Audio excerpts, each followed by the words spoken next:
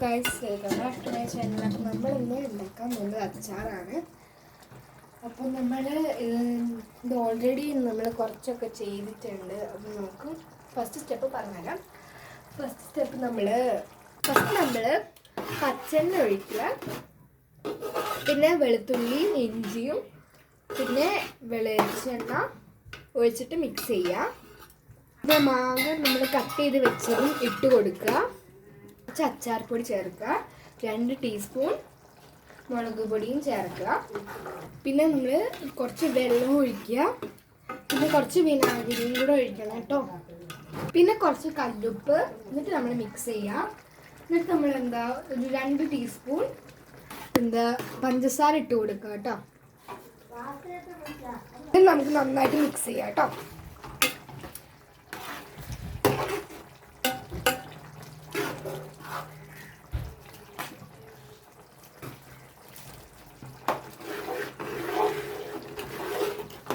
പിന്നെ നമ്മൾ എന്ത് ചെയ്യുക, നമ്മളൊരു പാൻ എടുത്തിട്ട് അതിൻ്റെ അകത്തോട്ട് നമ്മൾ കുറച്ച് ഉലുവ ഇട്ട് കൊടുക്കണം കേട്ടോ.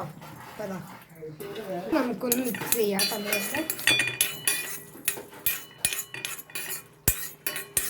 അന്ന് വെറുതെ ഒന്ന് നമ്മൾ ഗ്യാസ് സ്റ്റവിൽ വെച്ചിട്ടൊന്ന് ചൂടാക്കി എടുത്താൽ മാത്രം മതി. എന്നിട്ട് ആ ചൂടായത് നമുക്കൊന്ന് പൊടിച്ചെടുക്കണം കേട്ടോ. അന്ന് വെറുതെ നമ്മൾ